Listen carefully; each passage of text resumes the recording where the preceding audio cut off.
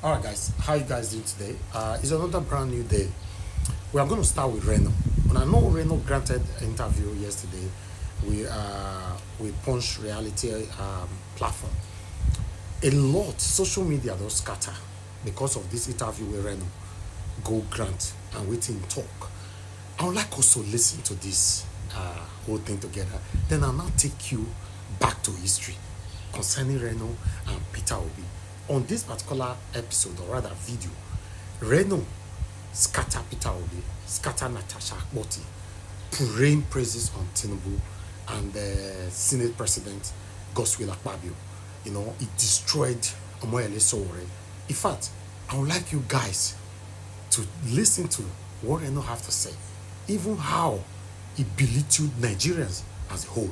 Let's take this one together. The question I asked first was a vote for Peter Obi was a vote for Tinubu, according to APC, while the Labour Party believed that Peter Obi won. Hypothetically, if Peter Obi had not left the PDP, would the PDP have won? The PDP would have won the election.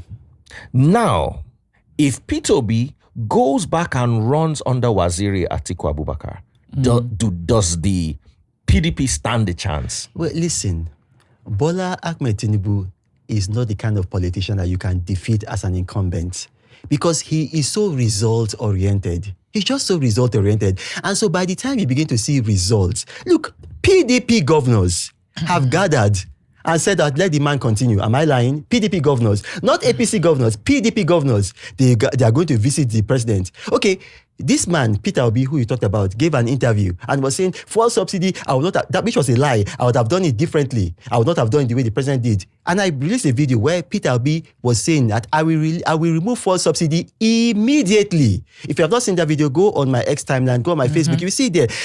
So what did Tinubu do? On day one, he removed fuel subsidy. Is that not what Peter Obi said he was going to do? But that's not what I'm trying to say. After Peter Obi said that same day, the only Labour Party governor, Alex Oti, came out and countered him and said Bola Tinubu did the right thing in removing fuel subsidy, and not just that he did it in the right way. So you see, look, you could only have defeated candidate Bola Ahmed Tinubu when he was out of office, but a man like that, you bitterly fought against President Bola Ahmed Tinubu, and at certain points you even use some, can I say, derogatory words on him. How did you move from that to where you are now?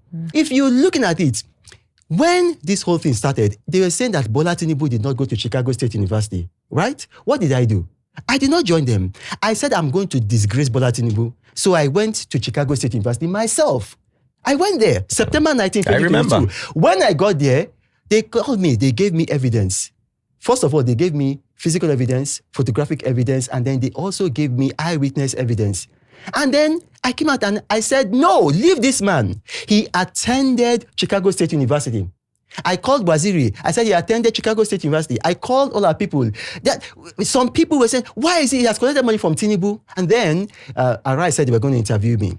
And when I was being interviewed on Arise, I believe that, there must have been some kind of relationship between Peter Obi and Rufai Oseni. And Rufai Oseni was trying to Can you confirm this, or this is just speculation? No, I can confirm it. When I said, and I'm looking at the camera. What kind of relationship? When Romantic? when I asked Peter Obi if he gave money to Rufai Oseni, especially when Rufai Oseni's father died, go and look at the statement that Peter Obi gave, because I know him. I used to write for him, so I know how manipulative he is. He dodged that. What he was saying, I don't even know Rufai's village. I don't even know. No. Go and read that statement. He did not say, I did not give him money. So people... So you believe there was some cash exchange? Look, let me just put it this way.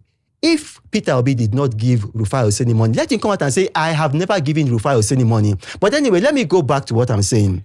Rufai Oseni was trying to breathe it down my neck that Bola Tinubu did not go to Chicago. I said, no, listen, and watch that interview. Go and watch it. I said, no, it is in my own political best interest to say that Bola Tinubu did not attend Chicago State University. But I'm not going to sit here and lie against a man and say that he did not attend a school that I know for a fact that he attended. And so at that time, I kept on insisting that, okay, this man is, and I don't want to use the word, something baron. I kept on insisting that. Because I said, okay, I'm not going to say that he didn't go to Chicago State University because I verified that he went. And then guess what happened? When the case went to the Supreme Court said, no, this man was not convicted on anything at all. Rather, it was funds in those accounts that were convicted. Because in America, you can convict non-human persons. And the reason why those funds were convicted were because of some people, not because of him. And from that day, after the Supreme Court gave that judgment, I stopped using that word on him because I am a fact-based person. Don't forget, when the facts showed that this man attended Chicago State University, I was more proving that he did than even APC people because I follow facts. When the Supreme Court ruled on the other one, I came out and said, look, I'm sorry. This man, it has been cleared. So I stopped using that term. So that's what it is. At the time when I said those things, everything I said, I believed it. When facts came out to show that what I believed was not right, then I changed. And if you cannot change your mind in face of the facts, then obviously you're an emotional person. You're not a strategic person. I'm a sentient being. I think and I follow the facts. Said that sacrifices must be made. And it would appear like on the part of the citizens, people have had to adjust their life and their lifestyle. But people still claim that those who hold political office live like they have not made any adjustments. You have convoy, you have ostentatious living, you have, Esther codes and the rest. Now, what do you say to this claim that on the one hand, you want the citizens to tighten their seatbelt because you are making sacrifices and, these are necessary for our development. On the other hand, they look at political office holders and it appears like those ones are still balling and enjoying themselves. You see, Nigerians are very emotional people, and people know that Nigerians are emotional. People like Peter Obi, people like some of these activists, they know that Nigerians are emotional. On the issue of convoy, that can work for governors. But Nigerians don't face their governors. Everybody wants to face the president. The last president or head of state that tried to reduce his convoy and just go like that, what happened to him? He was killed on February 13, 1976. Nigeria is a fairly brutal country. You can cut corners with food budget, travel budget, but except you want to die, you don't cut corners in convoy. You have to have the right corner because this is a country, don't forget, the very first leader of Nigeria was killed. The second leader of Nigeria was killed. The third leader of Nigeria was violently removed. The fourth leader of Nigeria was killed. Olusegun Obasanjo was the first person to ever govern Nigeria and have a natural tenure. Olusegun Obasanjo. And what happened? His immediate predecessor, what happened? He had a small convoy. They killed him. When he became president, when he became head of state, he said, look, we are going to, he called it, he said, there was a word he used. Hold on, I want to use the exact word. Low profile.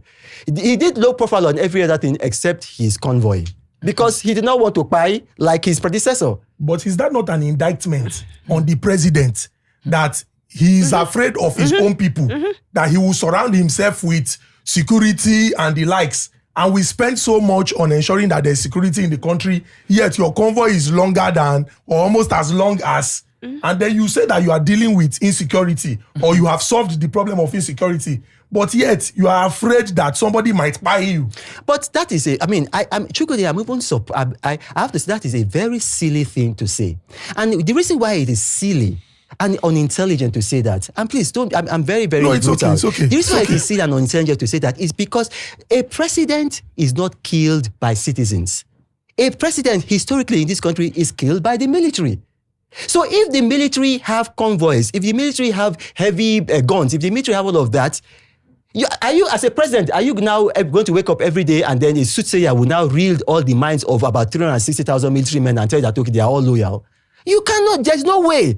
So you've got to take adequate protection. You got to have, it is foolishness for you not to protect yourself. He's not protecting himself from the citizens. He's protecting himself from history. He knows who killed Sir Abubakar Tafawa Balewa. Was it Nigerian citizens or the military? It was killed by Emmanuel Ifeajuna. Who killed Ironsi?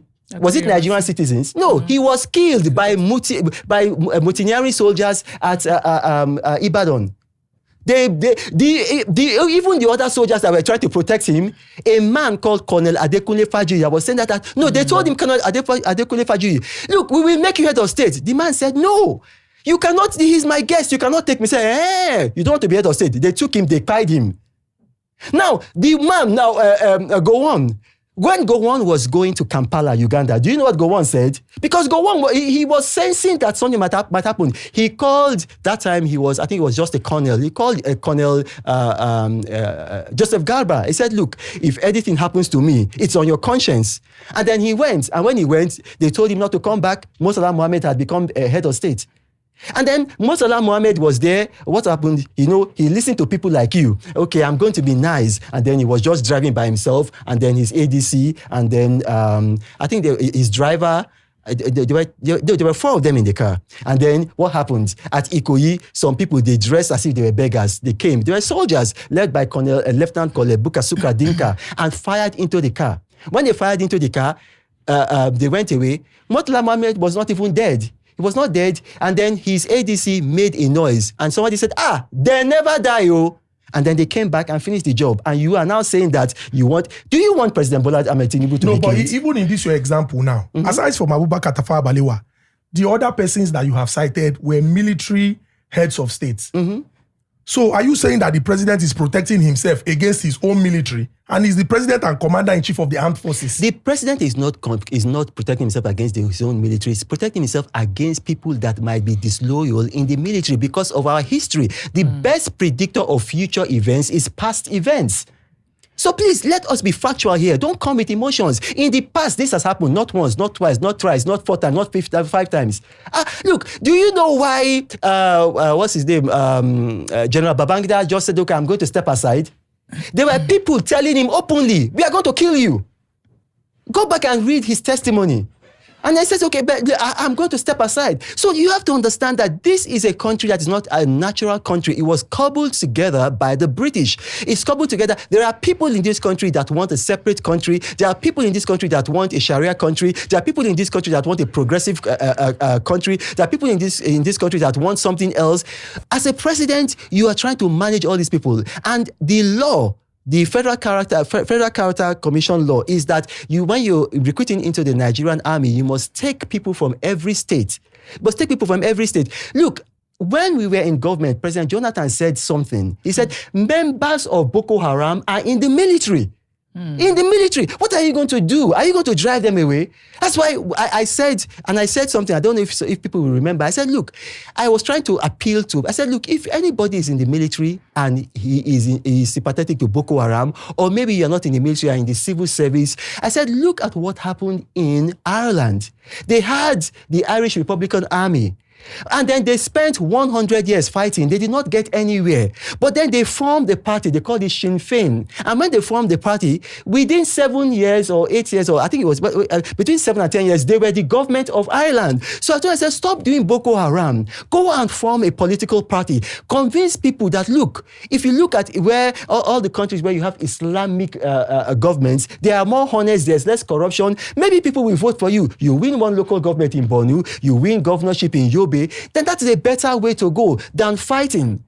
So you have to understand, you don't be emotional. Don't sit down there and just be emotional. There are people here that will want to kill the president. We don't know who they are going to be. So you have to take measures to protect yourself. Let me just point out that the example of the convoy was not essentially about whether anybody would kill the president or not. I was just talking about, the cost of governance and listen, that is 6 1/2 dozen. The reason why the president has a convoy like that is because of past events.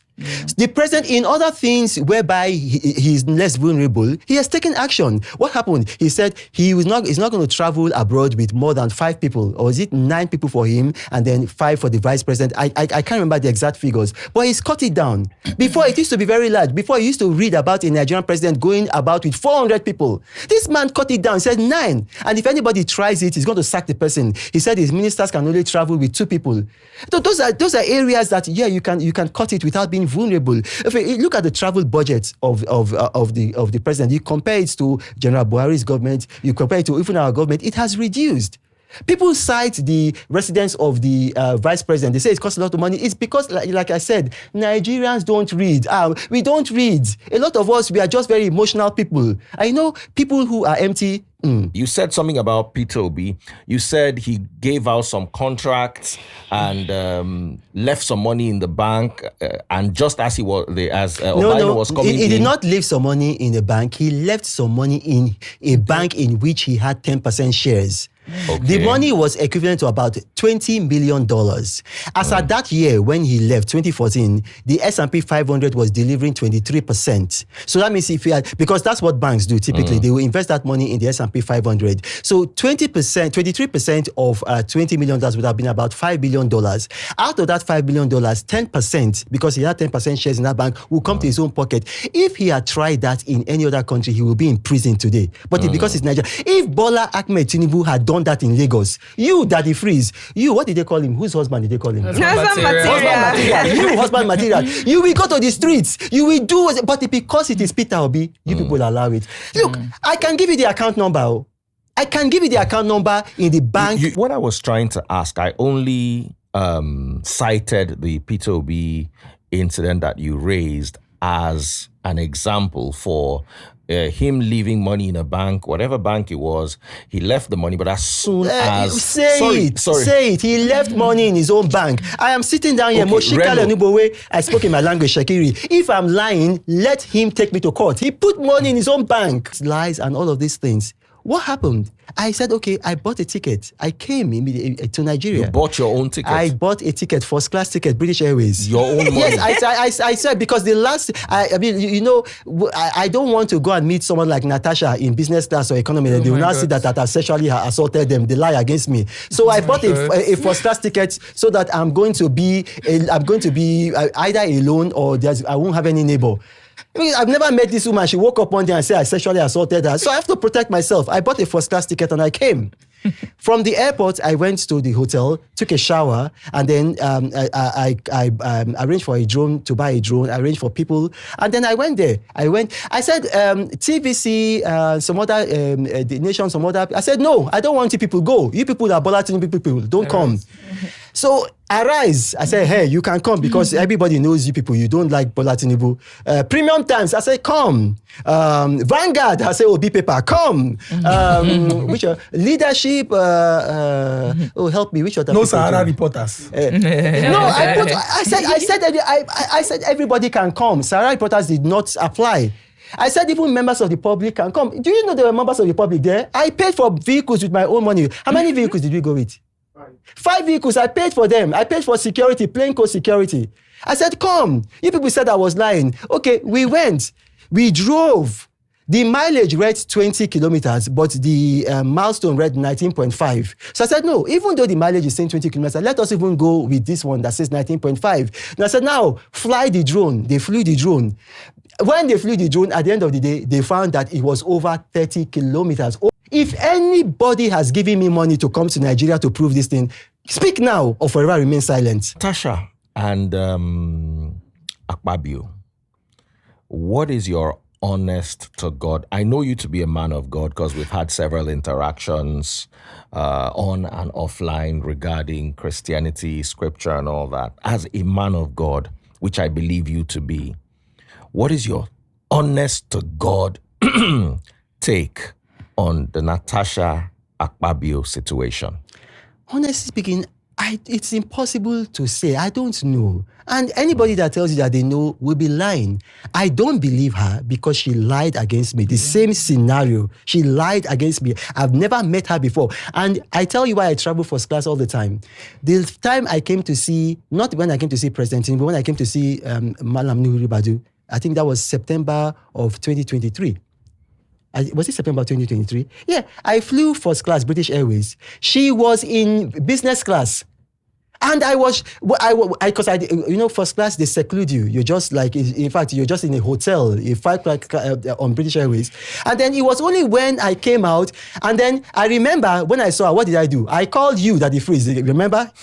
I called you, I said, I saw Natasha, the girl, fine. Remember I told you, I said, I was seeing her for the first time, she is fine. But my wife is... Fine. According to you. Yes. I believe you. I believe you. No.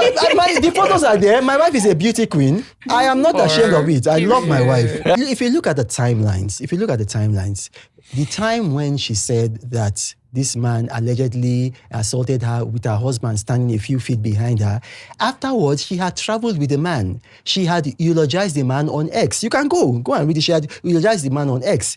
She had be shown with the man, talking suggestively. I don't know how to do it. I wish that I knew how to do it. Maybe Bobrisky. He could have done it. But the thing there is this: is that there had been. If you look at all of that, you can say there's a circumstantial evidence to show that it is unlikely that Akpabio sexually assaulted her. Omoyele Sowore is not the most intelligent person, and I'm going to say why. Omoyele Sowore, he'd been having a field with me. He'd written so many lies about me, lies that, were unnecessary. Very unnecessary lies, and I proved that they were lies. He accused me of doing something in Warri when I was not even in Warri.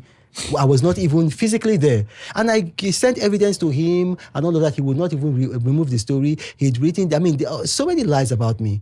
But then we made peace when obedience gathered and they set up a petition to try to get me out of X. They wanted to get me out of X. And then so we talked, we made peace. We made peace. And then 2 weeks after we made peace, he started attacking me. And I called Deji Adeyonju. I said, look, this man is too emotional. He's not going to make a good leader. You and I just made peace after years of a feud. Then 2 weeks after, you go and it's so unnecessary. Look, let me tell you something. A good leader has the ability to work with people he does not like. A good leader should have the ability to work with people he does not like. This Peter Obi, even though that I might not like him, this Omoyele Sowore, even though that I might not like him, I can work with them. I can work with anybody. There is no person on earth that is irredeemable. There's no person on earth that is irredeemable. If you read scripture, go and read. When God said, okay, he wanted to deal with the king of Israel, he asked a question in heaven. He said, who will help us deceive the king of Israel? And they said, one angel came and gave this. One angel came and gave this. Then an evil spirit, a demon, came and said, no, this is how I'm going to do it. And God said, your plan will work. Now, what are we seeing? God working with what? If you read 1 Corinthians 5:5, what did Peter say? What did Paul say? 1 Corinthians 5:5, he said, hand that man over to Satan for the destruction of the flesh, that the body might be saved. Yeah. So this is Paul giving an assignment to Satan. Now, you can imagine that. You have to understand that, and this is in scripture. This is in scripture. It says that in a good man's house, there are going to be tools that you can use for honor, and then tools that you can use for dishonor. In Yoruba, if I say the proverb, it's going to confuse a lot of people, but they say because of the madman in your neighbor's house, you have a small madman in your own house that you can unleash. That you can unleash. You have a small madman. So I can work with anybody. There is nobody that is alive. The only person that you cannot work with is a person that has died. Everybody, as long as they are alive. I just want to tell you, I'm with my friend here, Governor Peter Obi. We're in DC. We came in for the National Prayer Breakfast. But you see, I listened to this man. I listened to Governor Peter Obi. And, ex-Governor Peter Obi, the plans, the ideas, this man raised the bar of leadership in Nigeria. He raised the bar of leadership in Nigeria. Since he left office, can you believe that this man does not take anything, not even like a penny from the Anambra State government? And while he was there, he was a man that built up Anambra State. Anambra State used to be almost educationally disadvantaged. And then in less than 2 years, he brought them to be number one. He left that state with a reserve.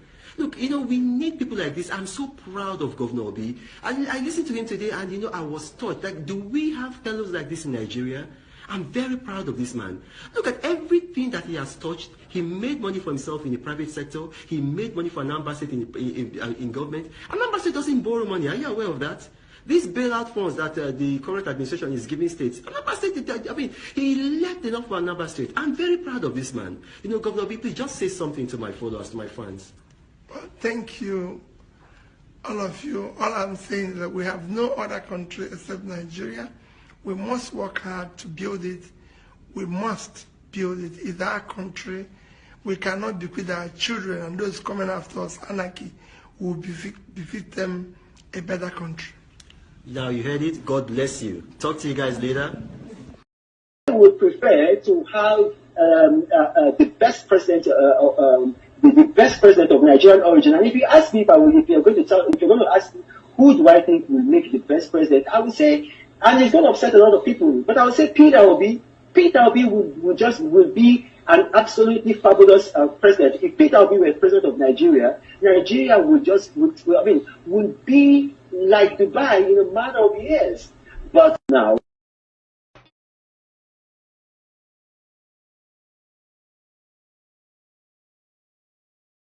Chicago myself. Nobody told me I went to Chicago myself. I went to the court where Bola Tinubu had this issue. I went to the Chicago State University. I went there, I saw the documents myself. Bola Tinubu is a known drug lord. I went there. Another person isn't telling me. You see the picture on the screen. I took that picture. If you move to the right, you're going to see me in that picture. Bola Tinubu is a known drug lord. Hello, Reno Omokri.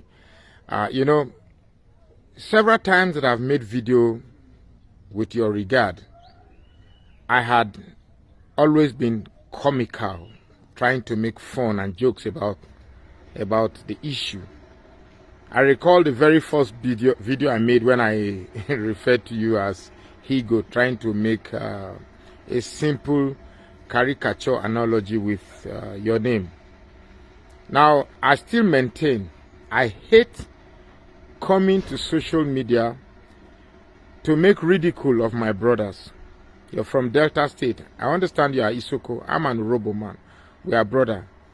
When we greet ourselves, we say Urobo Isoko Wekuye. Now, help me understand something. You seem to be a spokesperson for Atiku, but a critic of Peter Obi and a defender of Tinubu. Help me wrap my head around this confusing triangle. Spokesperson for Atiku, critic of Peter Obi, defender of Tinubu. What even makes it even more confusing is that the person who you claim to be a spokesperson for is in Chicago trying to destroy Tinubu by exposing his fraudulent certificate issue. The same certificate you said and confirmed that Tinubu has in Chicago State University. Please help me. I'm really confused here. However, let me say something.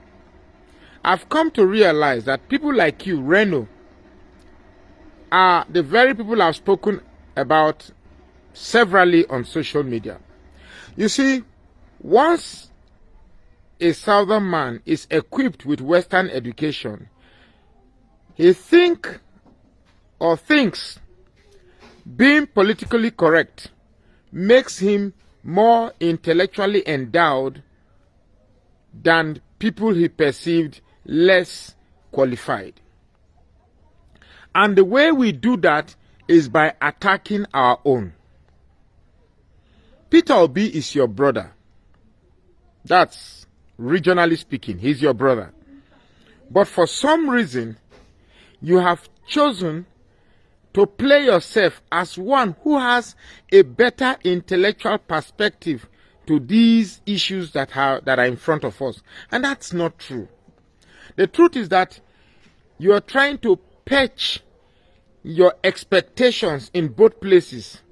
Because in your small mind, you believe that Peter Obi cannot become the president of Nigeria. So if you pitch your terms with Peter Obi, because of your the investment of expectations that you have, there might not be any return. Therefore, the likelihood of reward for your investment is from either Atiku or Tinubu. That's why you are bestriding your expectation to these people, so that hopefully you can get from Atiku or get from Tinubu. But as for Peter Obi, he's not going anywhere. So you're trying very hard to be against Tinubu so that you occupy the place of thought in either Atiku or Tinubu, because the enemy of my enemy is my friend. So, to Tinubu, Peter Obi is his enemy. So if you are the enemy of Peter Obi, you might just become the friend of Tinubu. You see, the level of greed and hungry attitude in our southern politicians, it's so annoying. It's so nauseating. I feel so bad that a man so well educated like you, Reno Omokri, and to add to that, you said you are a pastor, you are a man of the book, you know the Bible. This is not Christian. This is nowhere close to being a Christian.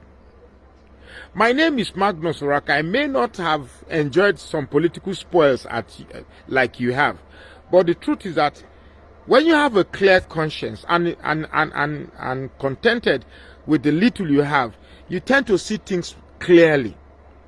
What you are doing is a clear ridicule, and I trust you that trust me, the end of it all is that you're going to lose from the tripodal settings that you have set from yourself. You're going to lose from Peter Obi, you're going to lose from Atiku, you're going to lose from Tinubu. Might I even add, you might also lose from yourself. Because people like you end up being a very, very big loser. That's where you're heading. Why not you just face what you believe? If you believe that Atiku is the best thing to happen for Nigeria, fine. I don't have a problem with that. I respect everybody's choice. If you believe Peter Obi is not the right candidate, I still don't have a problem with that.